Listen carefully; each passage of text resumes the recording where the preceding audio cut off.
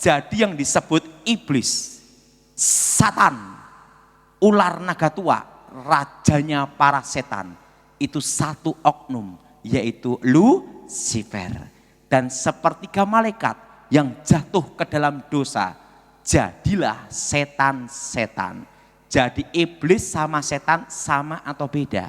Beda. Silakan duduk. Shalom. Hari ini kita bahas tentang iblis. Apa saudara? Tentang Lucifer. Ngomong sama sebelahnya, kamu bukan iblis. Nah, mari kita buka Alkitab kita dalam kitab Yesaya pasal 14. Yesaya pasal 14 ayat 12 sampai dengan 17. Kitab Yesaya pasal 14 ayat 12 sampai dengan 17. Saudara yang ganjil, saya yang genap. Wah, engkau sudah jatuh dari langit, hai bintang timur putra fajar. Engkau sudah dipecahkan dan jatuh ke bumi, hai yang mengalahkan bangsa-bangsa.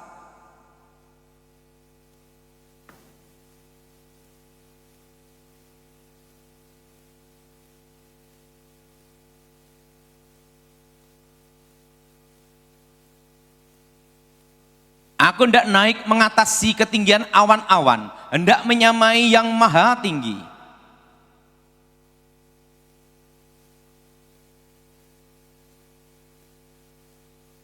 Orang-orang yang melihat engkau akan mengamati, merhatikan dan mengamati engkau, katanya, inikah dia yang telah membuat bumi gemetar, dia yang telah membuat kerajaan-kerajaan bergoncang.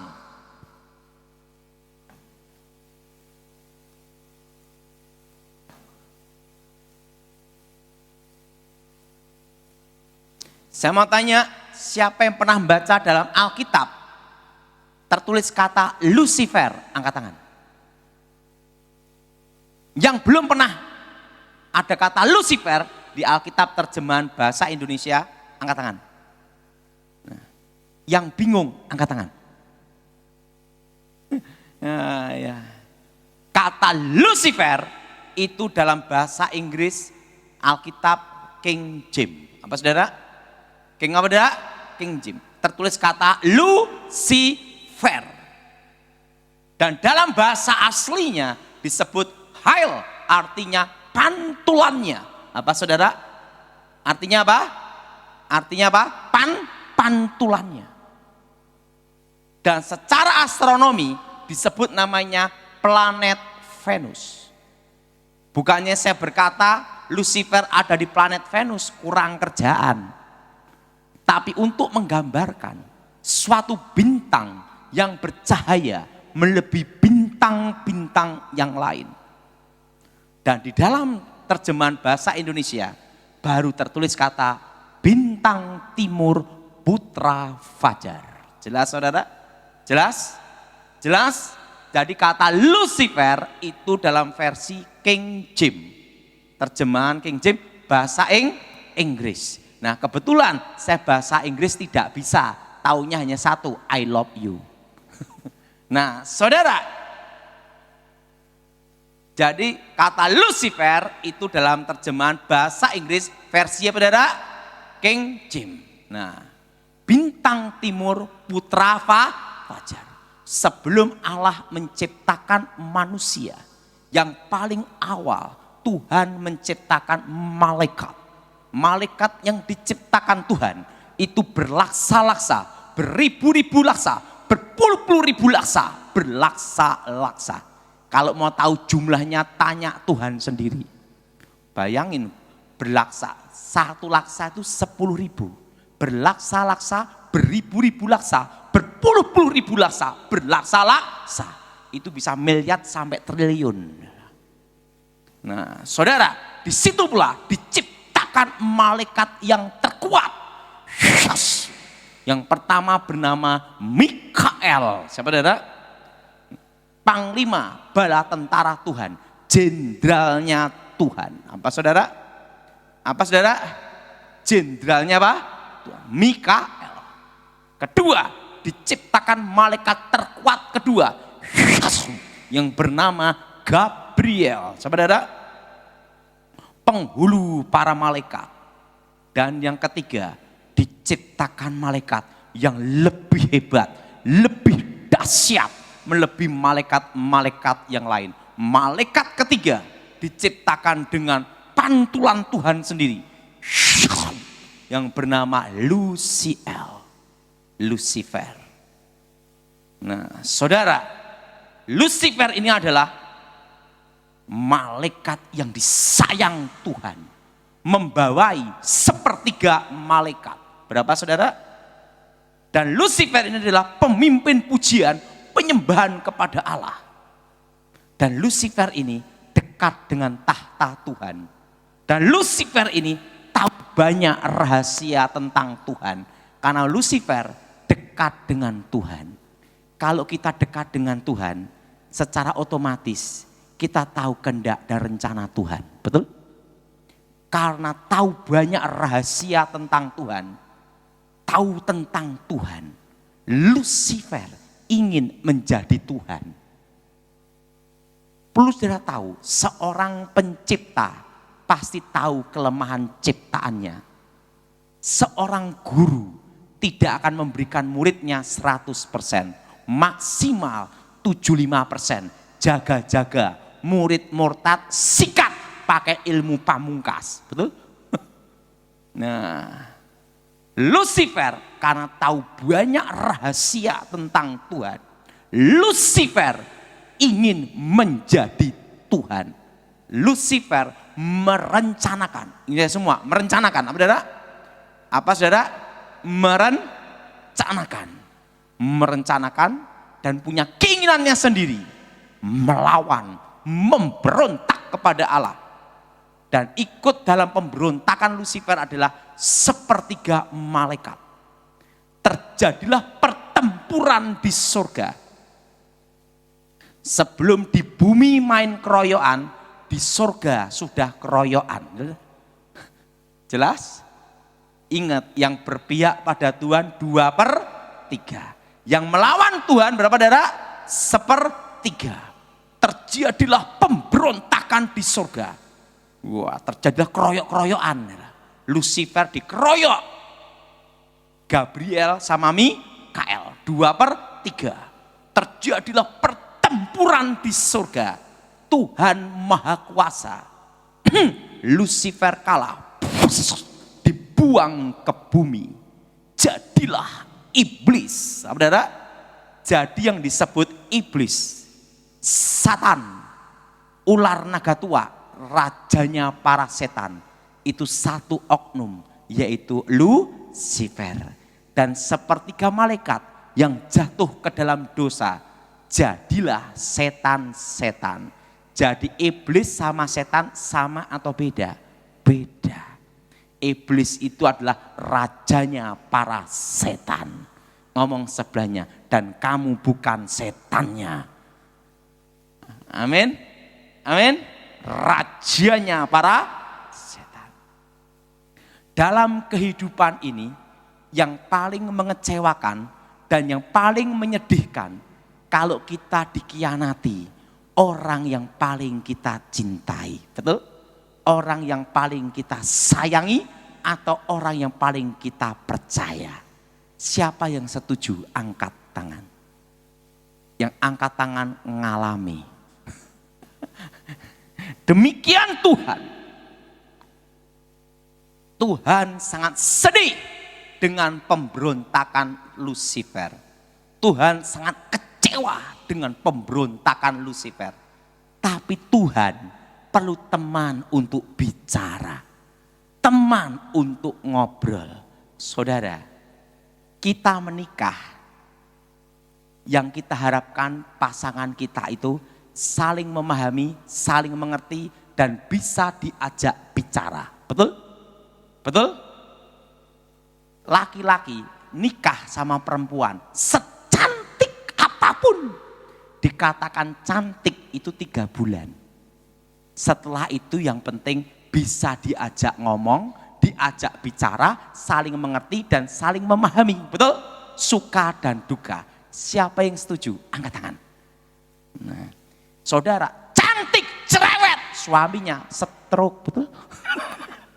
Betul? Betul? Orang nikah itu penting apa? Bisa diajak bicara dan mengerti.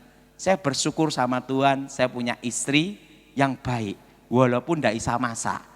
Bayangin, saya itu dari menikah sampai sekarang kira-kira 15 tahun, kalau di rumah hanya makan telur. Nah, tetapi istri saya bisa diajak bicara ngomong gitu. Nah, dalam pernikahan itu penting itu, betul? Bisa diajak ngomong, diajak bicara. Apalagi kalau sudah umur 60-70, jadi teman, betul?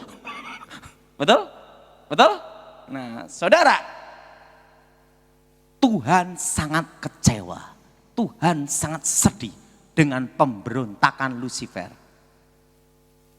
Tapi Tuhan perlu teman untuk bicara. Karena Lucifer diciptakan lebih mulia, melebihi malaikat-malaikat yang lain. Untuk menggantikan posisi Lucifer, harus diciptakan yang lebih mulia. Diciptakanlah manusia segambar, serupa dengan Tuhan. Ngomong sama sebelahnya, kamu bukan monyet. Ingat, segambar, apa saudara? Serupa. Ingat, Lucifer sama manusia ada bedanya enggak? Beda. Lucifer di bawah satu tingkat manusia. Ingat saudara, beda. Lucifer di bawah apa? Satu tingkat. Kenapa di bawah satu tingkat? Ingat, Lucifer pantulannya. Ini apa? Segambar serupa. Beda, betul? Pantulan sama segambar serupa itu beda. Segambar serupa dengan Tuhan. Maka Alkitab berkata, nanti di surga malaikat-malaikat melayani orang-orang percaya. Betul? Karena apa? Itu segambar serupa. Ciptaan yang paling mulia. Adam dan Hawa. Dan Tuhan berfirman, beranak cuculah, kuasai bumi. Pada hari yang ke-6. Buah-buahan, masih biji-biji ini, boleh engkau makan, kecuali buah pengetahuan baik dan yang jahat. Nah, Lucifer marah. Seorang direktur dipecat, diganti direktur yang baru. Pasti jengkel, marah sama yang ganti. Betul? Betul? Yang ganti siapa? Manusia.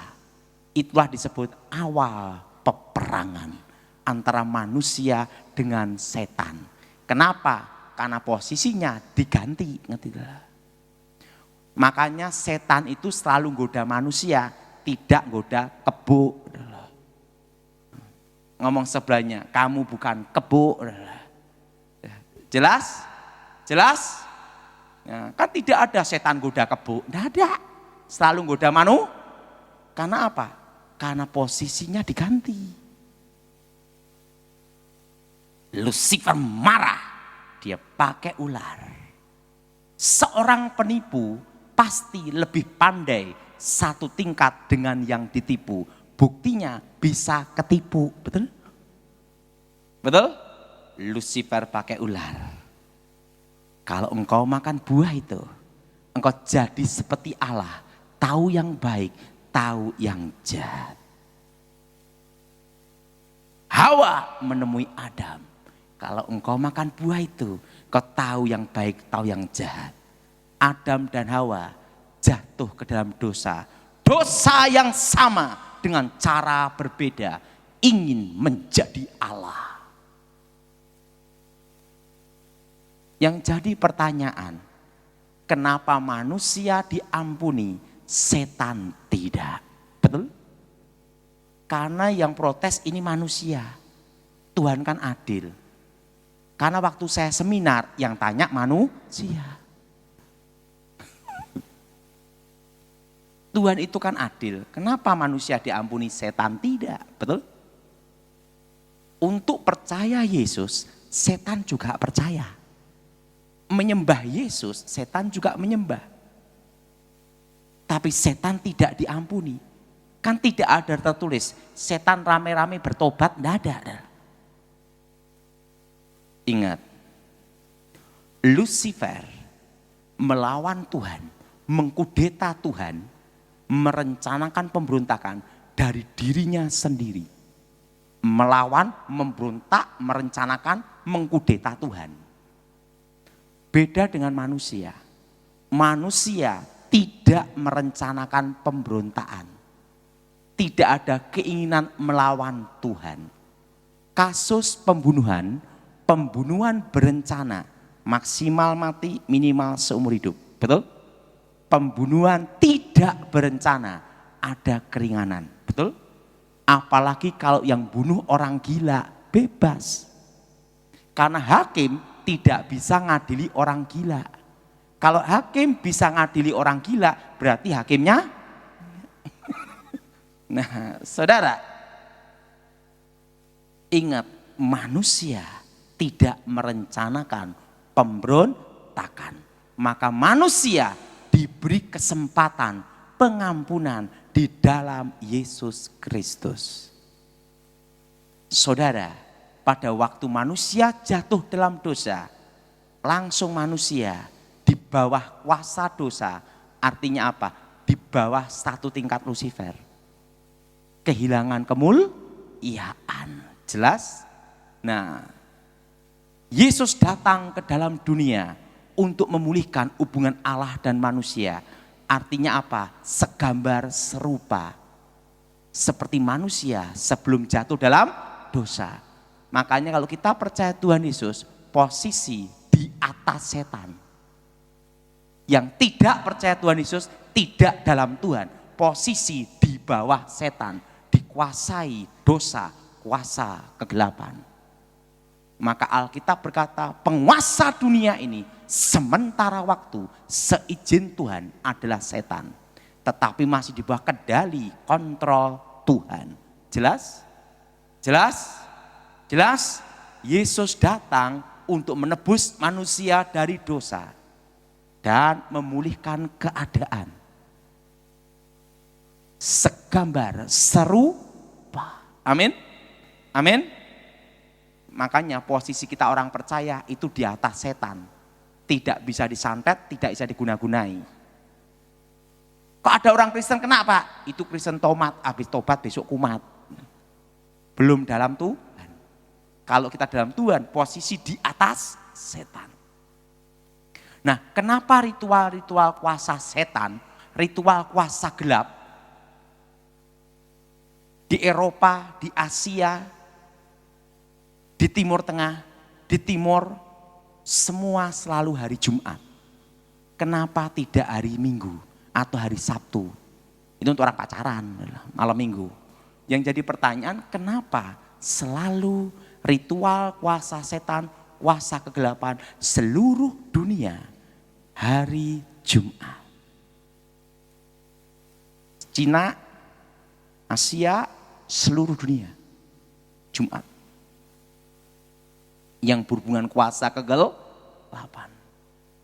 Yang disebut Sabat Yahudi, hari ketujuh itu hari Sabtu. Hari pertama berarti itu Minggu. Kenapa Kristen hari Minggu? Hari kebangkitan Tuhan, kemenangan. Amin. Berarti hari yang ke-6, hari Jumat. Ingat, hari ke-6 Tuhan menciptakan manusia, membuat perjanjian dengan manusia, beranak cuculah, kuasai bumi. Amin. Kalau Tuhan memberkati manusia, ingat lawan dari Tuhan adalah setan.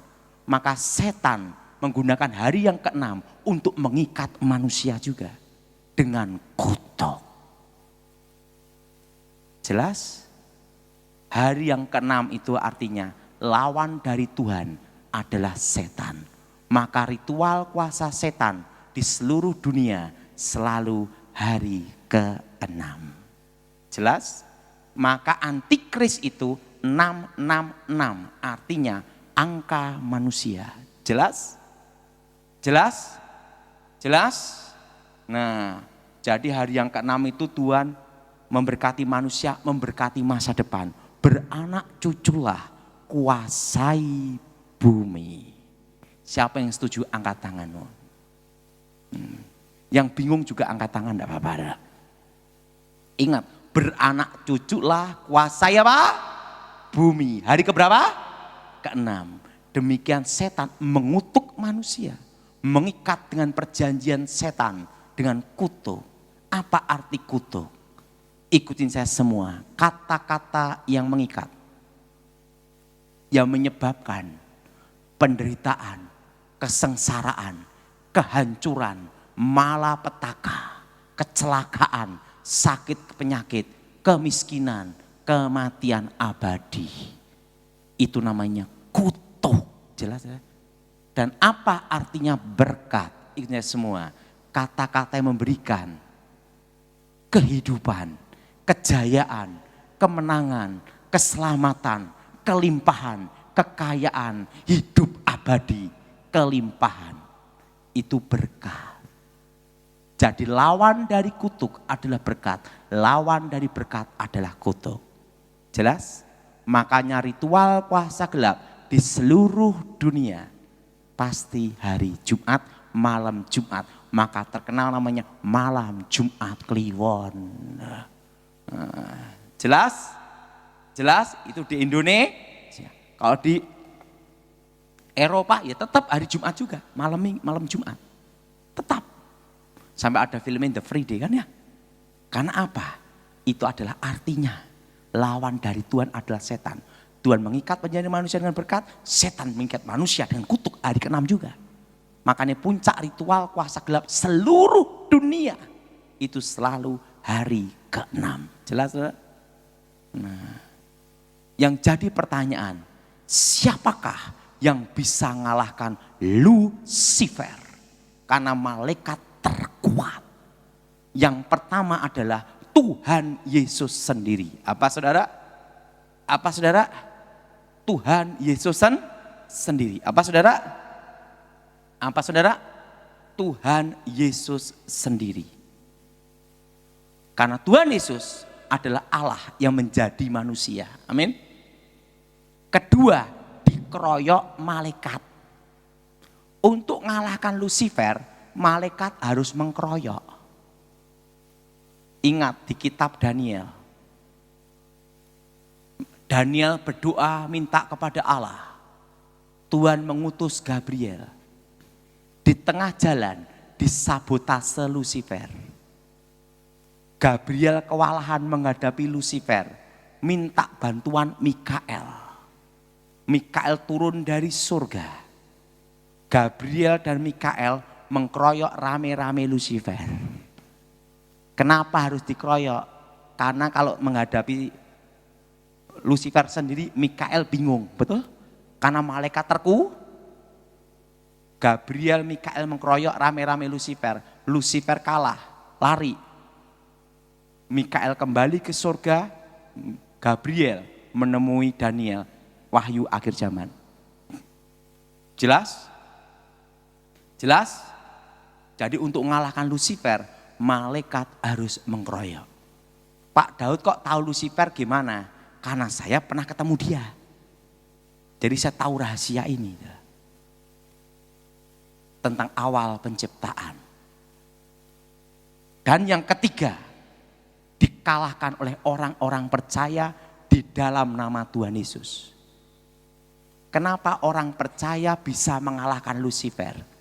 Ingat, waktu kita percaya Tuhan Yesus, hubungan kita dipulihkan segambar serupa dan kita layak memanggil Allah sebagai Bapa. Kembali ke tingkat awal lagi. Sebelum jatuh dalam segambar seru di atas malaikat. Jelas? Jelas? Jelas? Jadi ingat, kita orang percaya itu di atas setan. Orang yang tidak percaya Tuhan, tidak dalam Tuhan, itu di bawah setan. Bawah kuasa dosa. Jelas saudara? Nah kalau kita orang percaya di atas setan. Kenapa? Ditebus, disucikan dengan darah Yesus, dipulihkan hubungannya dengan Allah. Jadi saudara, sama setan tidak boleh takut. Karena engkau posisinya di atas setan. Amin. Siapa yang percaya setan takut sama saudara? Angkat tangan. Di luar gedung saya berkata, kita coba.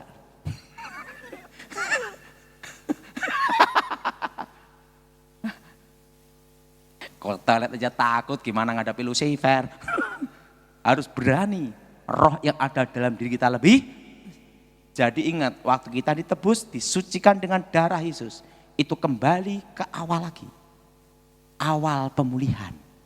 Hubungan antara Allah dan manusia. Segambar seru, diciptakan lebih mulia. Maka Alkitab berkata apa? Waktu kita bertobat adalah ciptaan baru. Jelas? Jelas? Jelas? Nah, jadi kita orang percaya bisa ngalahkan Lucifer. Yang jadi pertanyaan, kenapa perlu diciptakan langit yang baru dan bumi yang baru? Apa Tuhan kurang kerjaan? Kan gitu. Ikutin saya semua. Langit yang sekarang ini akan lenyap. Bumi yang sekarang ini akan lenyap. Seperti gulungan kitab. Dan Tuhan akan ciptakan langit yang baru dan bumi yang baru. Yerusalem baru. Kenapa perlu ada penciptaan lagi? Betul? Ikutin saya semua. Karena langit yang sekarang ini ada dosa. Dosa apa? Pemberontakan Lucifer. Jelas? Ikutin saya semua. Bumi yang sekarang ini ada dosa. Dosa apa? Pemberontakan manusia ingin menjadi Allah. Maka perlu penciptaan lagi.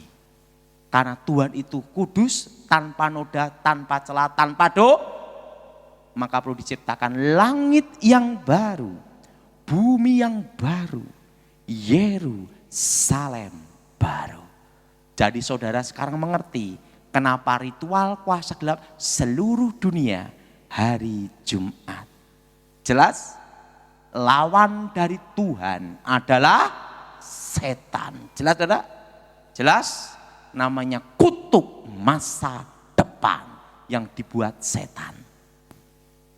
Saudara, nah banyak sekali kasus kerasukan itu ngakunya Lucifer. Padahal bukan Lucifer. Nah, kalau Lucifer itu cirinya gimana? Nah, ini cirinya. Sebelum saya bertobat, saya diajar sama kakek nenek saya. Kakek saya itu tokoh aliran putih namanya Sapu Angin. Terkenal dengan ilmu saipi angin pindah tempat. Dan terkenal dengan ilmu kebal, aji lembus kilan, tembak dor sejengkal. Dan terkenal dengan ilmu panglimunan, menghilang. Kakek saya itu ilmu putih, nenek saya ilmu hitam. Lahirlah saya abu-abu. Nah, nenek saya terkenal dengan ilmu santetnya, setan kober, kobaran api setan. Pembunuh tercepat, pembunuh tercepat, pembunuh senyap, silent killer. Dan dia kalau membunuh orang, jantung berhenti, 5 menit pasti berhenti. Siapapun orangnya. Nah, saya belajar dari mereka sejak usia 9 tahun. Dan semua ilmu yang saya pelajari itu dari mereka. Dan tapi kalahnya sama pendeta gemuk, haleluya, Gilbert Lumaindong. Saya bertobat sama Gilbert dan saya ikut Pak Gilbert pelayanan belum lama. Saya ikut Pak Gilbert itu sudah baru 25 tahun. Berapa tahun saudara? 5 tahun. Waktu saya menguasai ilmu kakek nenek saya dan nenek saya. Kakek nenek saya berkata, kamu harus menguasai ilmu terakhir. Gabungan ilmu hitam, ilmu putih. Kamu harus ketemu seorang guru lagi. Pangeran, kanjeng pangeran. Untuk mengajarkan kamu ilmu pamengkang jagat, membelah dunia. Saya bingung, guru saya lebih hebat, kok ada yang lebih hebat, betul? Dan nyari gurunya satunya di mana kan gitu. Kamu ndak usah bingung cara cari gurunya, ada cara untuk mengundangnya. Oh, langsung guru saya, kamu siapkan jiwa kamu, mental kamu dulu. Dan siapkan tubuh kamu, kekuatan fisik kamu dulu. Harus melebihi kekuatan manusia. Kalau tidak, kamu bisa gila atau mati untuk ketemu dia. Untuk menguasai ilmu terakhir. Dan waktu akan berhenti.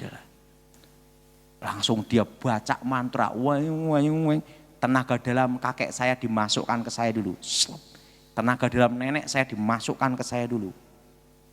Setelah itu baca mantra, cuk, vitamin komplit. Tiba-tiba langsung awan gelap. Gempa bumi. Alam bereaksi. Angin ribut. Petir. Muncul satu sosok.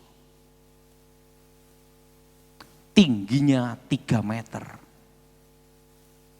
Baru saya tahu pangeran kegelapan. Wajahnya tampan melebihi Elvis Presley. Kalau sama bapak lebih ganteng bapak untuk menghibur.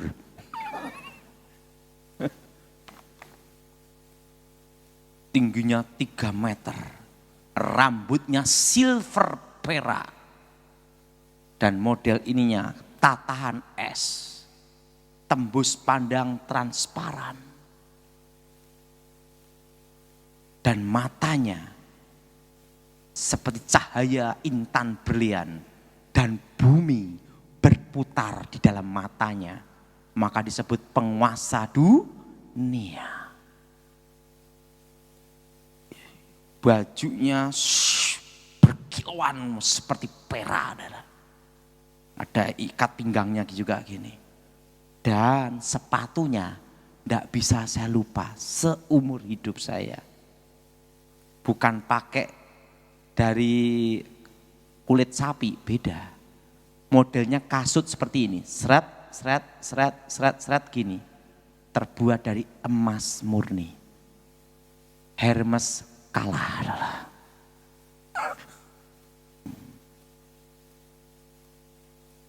Tingginya 3 meter. Disitulah saya ketemu dia. Dan komunikasi rohnya dengan batin. Maka tahu jadi yang disebut kontak batin, hubungan batin, komunikasi roh.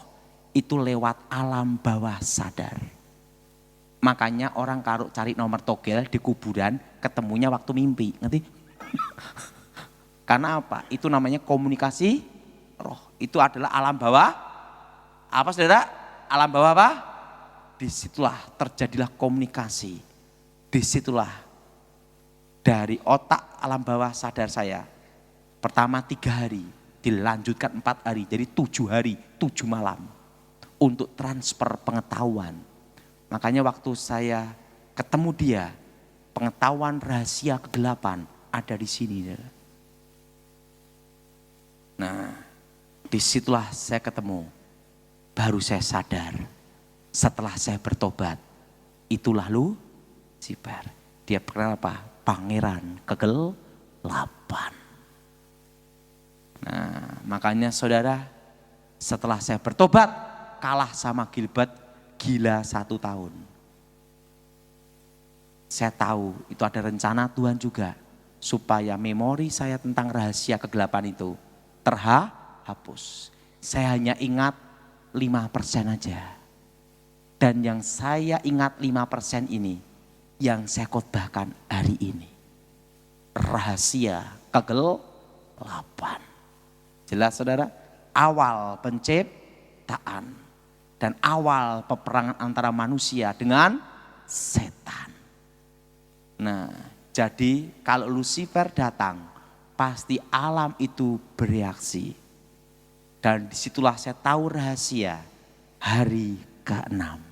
Kenapa ritual-ritual kuasa gelap seluruh dunia, Timur Tengah, Asia, Eropa, benua apapun, pasti hari ke-6. Jelas? Artinya lawan dari Tuhan adalah setan. Dan kita orang percaya diberi kuasa mengalahkan setan. Ngomong sama sebelahnya, dan kamu tidak boleh jadi setan itu.